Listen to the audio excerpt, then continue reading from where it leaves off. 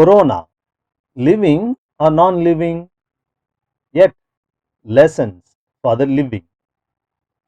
Corona, these days, a buzzword that shocks and terrifies the whole world. By December 2019, China officially declared that a new type of coronavirus is attacking its state Wuhan. The earlier one, SARS-2, that is severe acute respiratory syndrome, and the present COVID-19 belong to the group of coronavirus. First, let's have a few basics of virus in general and then go to the lessons that humanity can get from these corona related issues. Corona, the basics. Virus is very tiny and it is invisible to the naked eyes. These are the infectious agents with living and non living features. The unique feature of a virus is that it can infect by entering a host cell. They cannot reproduce on their own. Viruses are not cells, they are strands of genetic material with a protective protein coat called capsid. They infect a wide variety of organisms. Corona is said to be a rather large virus at the dimensions of varying from 20 to 400 nanometer. A nanometer, as we know, is 10 to the power minus 9 meter, that is, 1 meter length is divided by 1 billion or 100 crore times. Such a tiny, invisible thing a virus is. It has only RNA covered by fat and protein. They easily get washed away by alcohol or soap in 20 seconds. That is why we are advised to wash our hands every now and then, at least for 20 seconds. There are sort of a spikes around its body, enabling it to get hooked onto another living cell. This gives the appearance of a crown to the virus, and that is how it gets its name corona, which in Latin means a crown. When it enters our throat, it gets into the tissues there and gets multiplied. At a particular stage, it causes severe cough. The immune system in our body fights against it by raising the body's temperature very high in order to kill it. Whenever any foreign organism, like a virus or bacteria, enters our body, our immune system recognizes it in two ways: by the shape of the foreign agent and the chemicals emitted by it. White blood cells send macrophages and neutrophils to finish off those viruses. If they don't completely succeed and the virus has spread further into our body, lymphocytes, that is, T cells, which are part of them, try to cause the affected cells of the lungs to commit suicide and to expel them so that they don't further damage other tissues. It also tries to reduce the number of cells that are engulfed by the virus. If the virus is still invincible, B cells, which is a lymphocyte, try to tackle the virus. These cells recognize the virus and drag them to lymph nodes and kill it with the chemicals produced there. Similarly, coronavirus, after a few days of stay at the throat, enters lungs through the respiratory tracts. The inner walls of lungs have billions of very minute epithelial cells. Virus enters these cells and sends its RNA, and this multiplies into millions. And each RNA will turn into a virus. Within 10 days or so, most part of the lungs will be unfortunately engulfed by the virus. When our immune system sends cells into the lungs to fight against the virus, a sad and horrible thing happens. Virus enters these fighter cells of the immune system to kill them. Further, they create a sort of confusion in the genes of those cells. The cells of our immune system usually communicate with one another with the help of a chemical called cytokines. The affected cells send out confusing cytokines, and the neutrophil cells, which actually come in to save lungs, begin to destroy immune system cells instead of killing the virus. Similarly, T cells, instead of doing its actual job, begin to give out information to destroy the healthy cells in our lungs. With this being vulnerable to further attacks by bacteria, lungs develop pneumonia, and this very often becomes fatal to the patients. Thus, corona is extremely devilish in making our own immune system antagonistic to our body. Even the T killer cells and B cells have not succeeded in identifying the killer corona exactly, because the virus has millions of ways to create the communicating chemical cytokines, and that is why we are not able to arrest the multiplication of the virus, and we cannot make a vaccine to prevent it either. When we normally take medicines, they usually change into chemical information and fight against the virus or bacteria directly, or enable our immune system to produce the required antibodies to fight against them. But as corona takes our immune system into its control, the medical world is really stunned and unable to fight against this killer virus corona. The good soldiers, T and B cells, are so badly misled and confused that they begin to destroy the good cells in lungs instead of saving them. But in spite of all these difficulties, our immune system is largely able to fight against the coronavirus, though who already have respiratory issues or low immune system are easily affected, even resulting in unfortunate deaths. The diabetic patients have less immune power. Those with heart diseases or hypertension are not able to circulate enough blood to fight against this virus. But if these problems are controlled with proper medications and with sufficient physical exercise, they also can escape the virus attacks. We don't unfortunately know how long it will take to develop a vaccine to prevent it, because even for HIV, we have not been able to invent a vaccine even after 35 long years. Though HIV also cripples our immune system, it luckily does not spread through coughs and sneezes. And at that perspective, the present corona is more dangerous than HIV. However, luckily, a lot of corona infected patients do recover from it if their immune system is strong enough. As we don't have the medicines to cure nor vaccine to prevent it, the best way is to be very cautious not to contract this virus. Several precautionary measures are to be taken individually and collectively to personally escape from it and not to contribute to the transmission of it. Something interesting to think about. The spelling of virus is virus. Supposing if you remove two letters and write V dash R dash S, what are missing? The two letters I and U.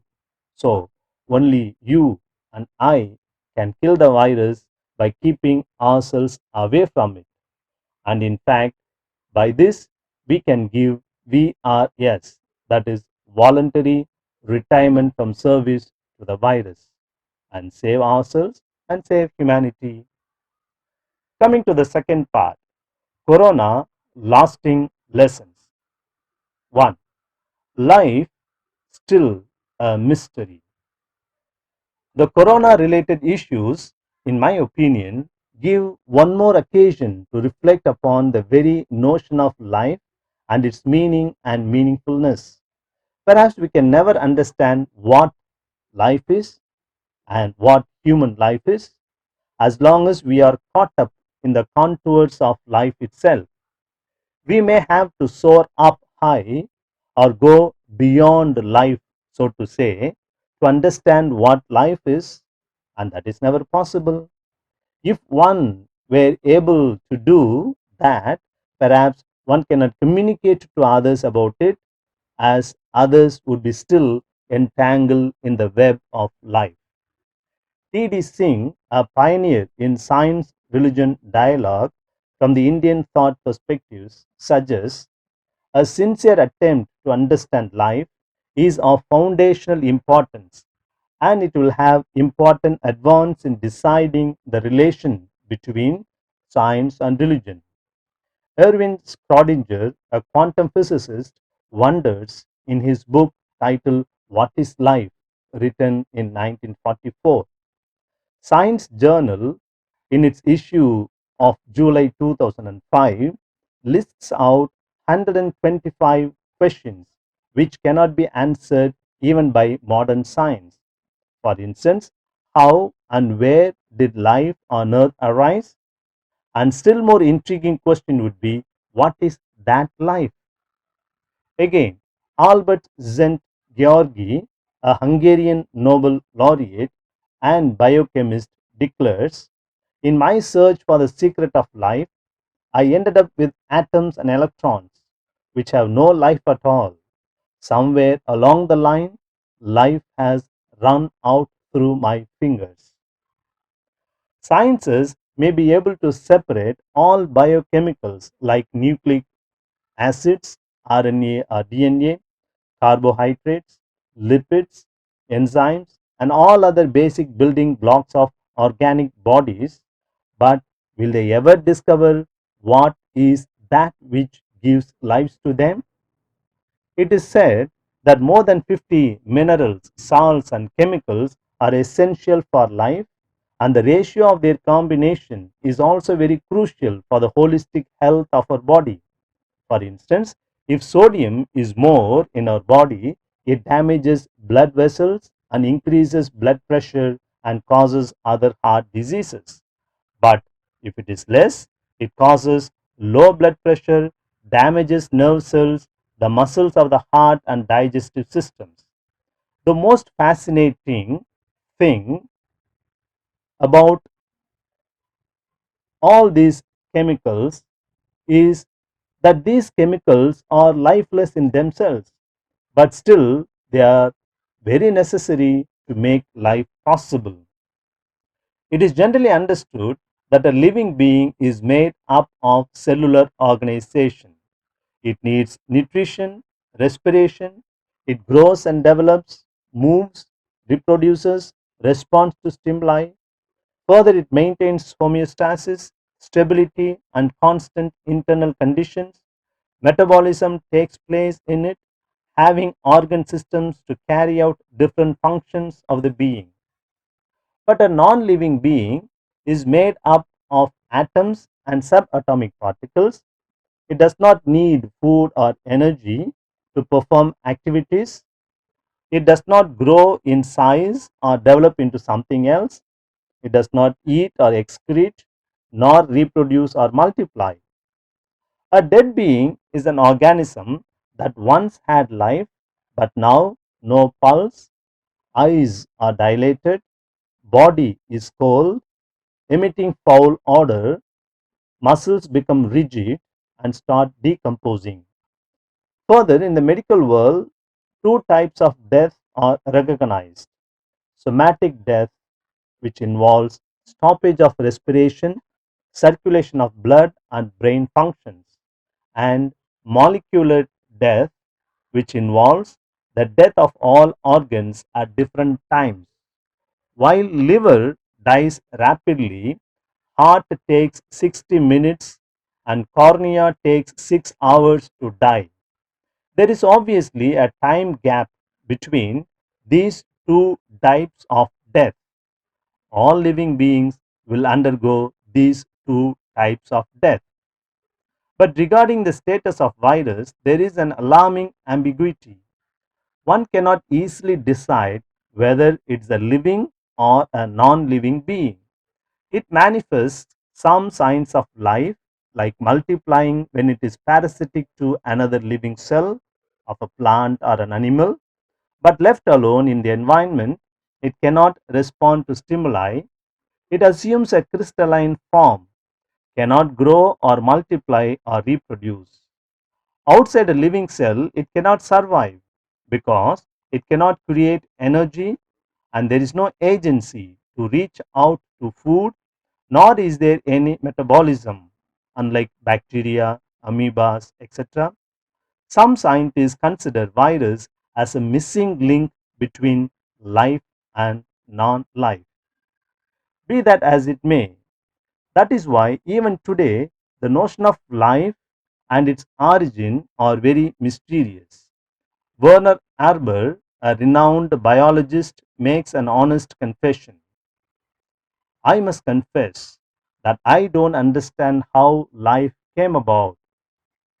The most primitive cell may require at least several hundred different specific biological micromolecules.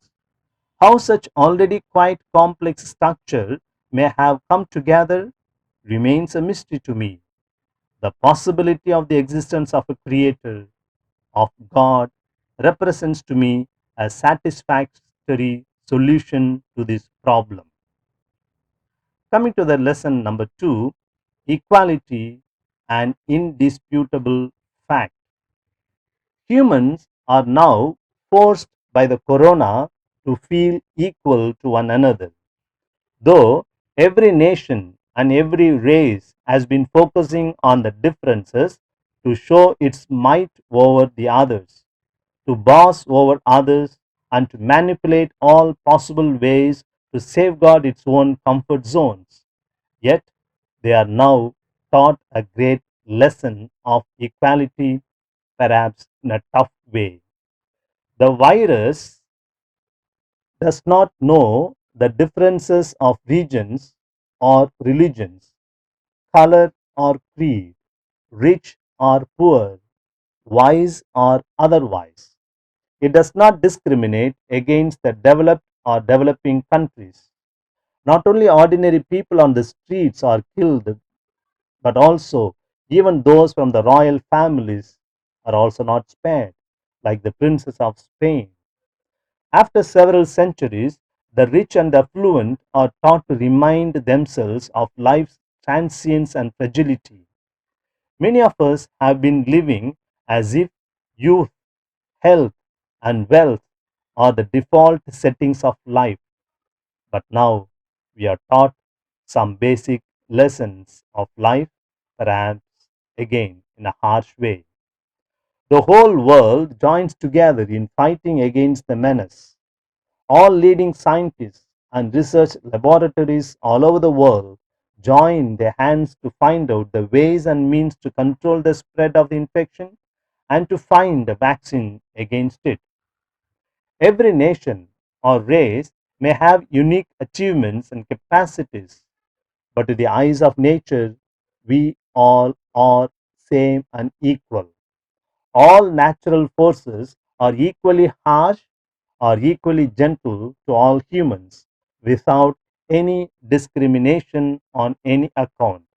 Of course, we need to cherish the differences of various regions, languages, cultures, creeds, and so on, but we must not forget the indispensable or indisputable fact that we are all basically equal, traveling in the same boat in the vast ocean of reality. As Pope Francis, in the context of corona issues, reminds us that all of us are fragile and disoriented, but at the same time important and needed. All of us called to row together. Therefore, instead of focusing on the differences that keep us apart, we are now taught to focus on the factors that unite us, realizing that we are certainly equal. Coming to the third lesson, humility and natural emotion for any thinking person. Corona, such a tiny and mysterious being, poses an indomitable challenge to the world of science.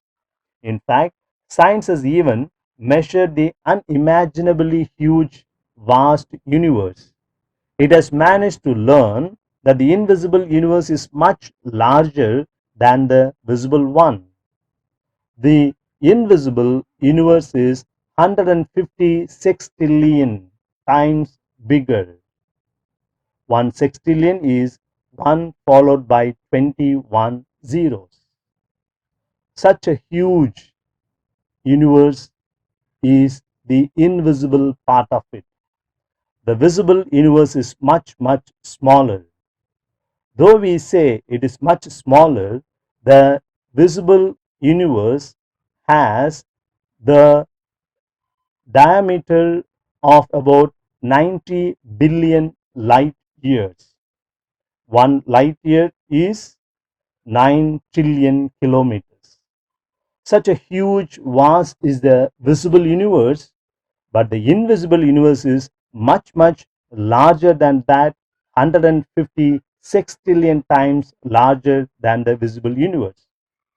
However, we become so helpless that we have, so to say, to surrender to this little virus. We are able to measure the vast, huge universe, but we do not know how to tackle with this little thing, virus, and it is posing a big challenge.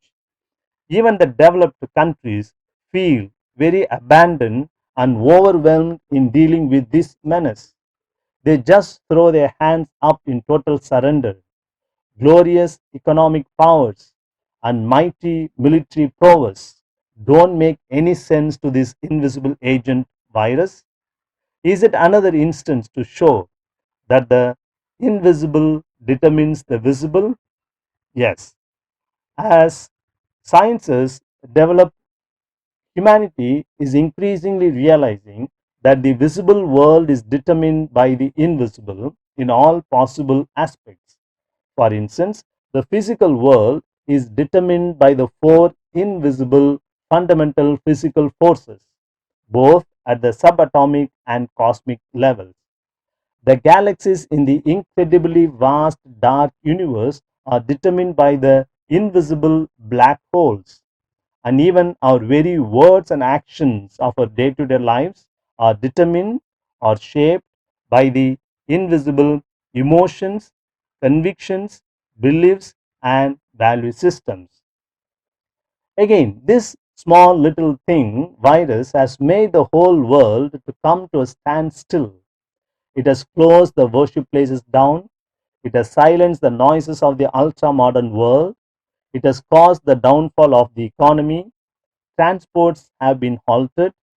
Yes, it's a big blow to humanity, which has been assuming that it is in control of everything, including its own destiny. But humanity is now forced to look for wisdom and discernment to find out what the real fulfillment in life is. It's time perhaps to listen to the inner voice. We can now hear it very loudly as the several noise in the external world are forced to be silent. Even a cursory look at the scenario teaches a person and every nation to be humble no matter what his or her or its achievements are. It's also time to think of God's innumerable blessings. It is said that an 80-year-old man was infected by corona. Fortunately, he got recovered in a few days. He was discharged from the ICU. The hospital gave him the bill to pay the amount of 5,000 euro for the ventilator he used. Seeing the bill, he started weeping bitterly. The staff there asked him whether he had no that much of money to pay. In between the sobbing, he said, "No, no, I have the money to pay. I just thought all these 80 years I've been breathing so effortlessly, but I never thanked God for such a precious gift that He gave me completely free." Yes, that makes us realize how humble we need to feel for all the sun, water, and air that we have been enjoying from nature without any payment. Finally, this dangerous virus may be living or non living, we are not sure, but it certainly has lessons for us who are still living. As we are all existentially connected, we can't survive as an individual nation or race. Let us unite together. Let's all individually and collectively do whatever we can to fight against this virus and save the earth for the future generations. Brains and knees, that is, efforts and prayers, have to complement each other because what one can do, the other cannot do. Let us raise our hands and hearts to the sky as we pray for the thousands who unfortunately lost their lives due to this infection, that they may rest in God's eternal bliss, and for the consolation of their dear and near ones. As we pray for the speedy recovery of the several thousands who have been infected by this virus, as we pray for the healthcare professionals, administrative officials, biochemical researchers, and million others who even risk their very lives to control the spread of the infection, to cure the infected, and to invent a preventive vaccine. Let's all be resolved to do our best with a God given reasoning power and intelligence, seeking God's blessings upon the efforts of humanity.